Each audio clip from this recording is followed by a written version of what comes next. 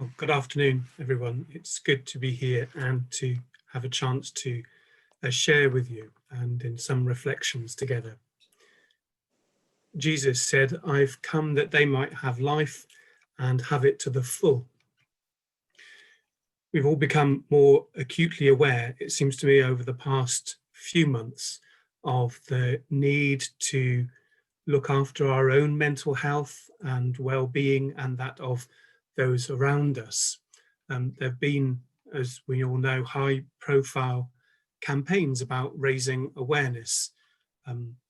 Members of the royal family, footballers, celebrities have all helped us to become aware of the need to look after ourselves and those around us, and to recognise that it's good to talk about how we're doing.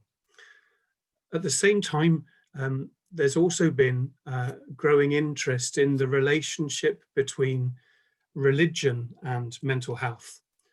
Theos is a Christian public theology think tank who published a report called Religion and Wellbeing, and they concluded at the end of their report that the more serious, genuinely held and practically evidenced a religious commitment is, then the greater the positive impact it is to have on an individual's well-being.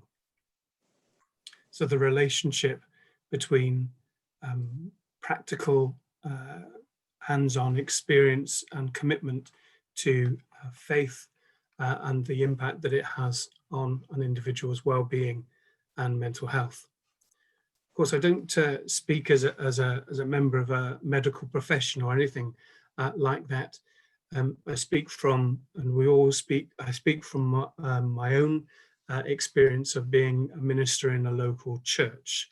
But of course, there is a relationship between psychiatry and mental health professionals and church and faith, and how that each contributes to someone's well-being. It may be different, but it could and should be seen as complementary.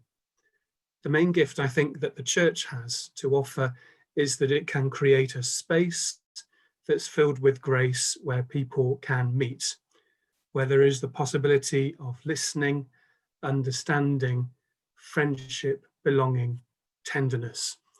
To love is to see the other person as a gift, to see the poor and the needy, the disabled, those with issues around mental health and well-being, not as people we can help or as people we can do good to, but as people, as human beings with whom we desire to share communion and with whom we can experience and discover new life and renewal.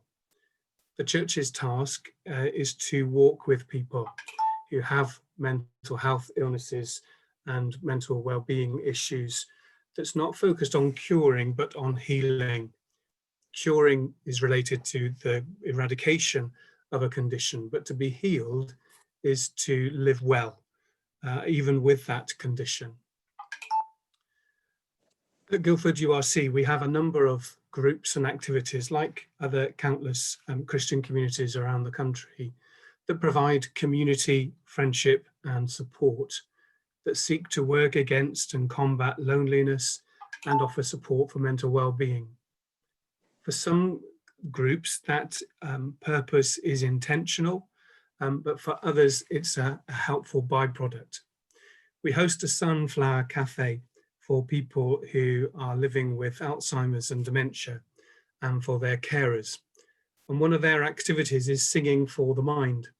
And our community development worker, Lloyd, describes what they do.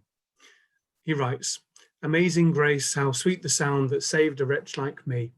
20 voices in unison releasing for a few minutes the individual identities that they've brought into the room. On Wednesday mornings, at Singing for the Mind, we put aside whatever descriptions we've arrived with: person living with dementia, carer, community worker, and we lift our hearts in song together. It might sound obvious, but singing together is different from talking together. On other weeks, we do talk informally over games and crafts and coffee and biscuits, and those conversations are important to help people remember who they are and to get to know each other better. It is indeed good to talk. But we try to balance that with the opportunity to all do the same thing at the same time, to transcend the separation that comes with this illness and lose ourselves in the oneness of a group singing together. It's not only a rare opportunity for physical expression of the spirit, but it's an affirmation of our community.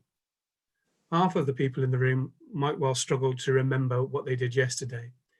The other half deal with the challenges that this condition brings, and some of them with loved ones that they've known for over half a century.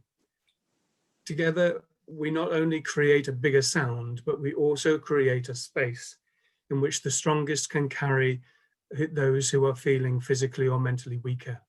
Working with familiar words and melodies and rhythms awakens parts of us that we might ordinarily allow to doze off.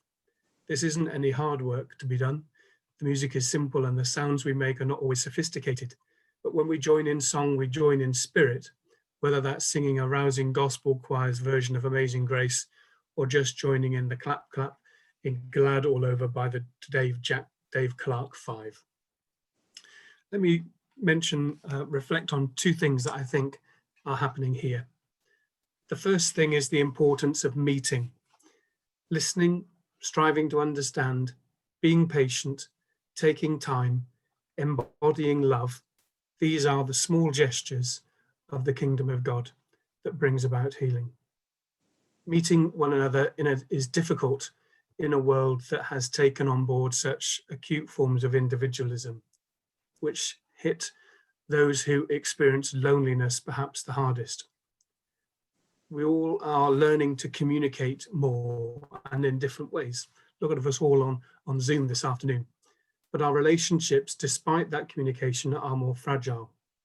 The idea of unfriending those who trouble us easily transfers from Facebook to real life.